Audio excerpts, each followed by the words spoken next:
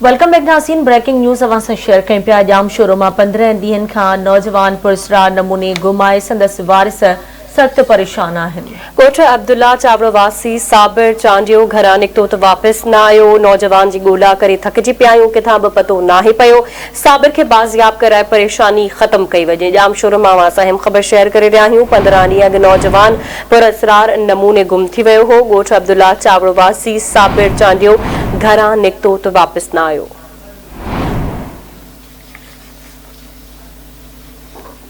एक बार ॿीहर मांखे अहम ख़बर खां आगाह करे रहिया आहियूं। जाम शोरूम 15 ॾींहनि खां नौजवान पुरस्कार नमूने गुम थी वियो आहे। वारिस परेशान आहिनि। ॻोठ अब्दुल्ला चावड़ वासी साबिर चांडियो घरां निकितो त वापसि न आयो। ब्रेकिंग न्यूज़ अवां सां शेयर कयूं पिया। जाम शोरूम 15 ॾींहनि खां नौजवान पुरस्कार नमूने गुम आहे। वारिस परेशान आहिनि। ॻोठ अब्दुल्ला चावड़ वासी साबिर चांडियो घरां निकितो त वापसि न मोटियो। नौजवान जी ॻोल्हा करे थकिजी पिया आहियूं, किथां बि पतो नाहे पियो। वारसनि जो इहो चवणु आहे। वालिद जो मुतालबो आहे त साबिर खे बाज़ियाब कराए परेशानी ख़त्म कई वञे।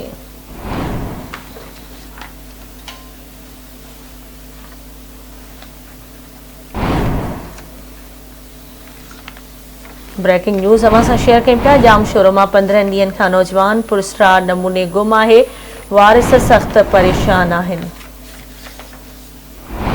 ॻोठ अब्दुल्ला चावड़ वासी साबिर चांडियो घरां निकितो त वापसि न आयो। नौजवान जी ॻोल्हा करे थकिजी पिया आहियूं, किथां बि पतो नाहे पियो। तफ़सील मालूम कंदासीं जाम शोरूम आवाज़ जे रिपोर्टर अली मुराद चांडियो खां। जी अली मुराद, कहिड़ा तफ़सील आहिनि, आगाह कजो। जी बिल्कुल। जाम शोरूम में 15 ॾींहनि खां नौजवान पुरस्कार नमूने गुम आहे। ॻोठ अब्दुल्ला चावड़ वासी 17 वरनि जो साबिर चांडियो 15 ॾींहनि घरां निकितो त हिन वक़्त ताईं वापसि न आहे वरियो।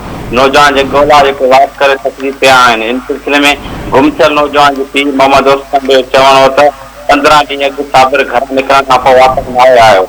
पुट खे ॻोल्हे करे थकिजी पिया आहियूं, पर को ॾस पतो न आहे पइजी सघियो। हिननि चयो त पुट जी गुमशुदगी बाबति जांच शोरूम ते NCV दाख़िल कराई आहे।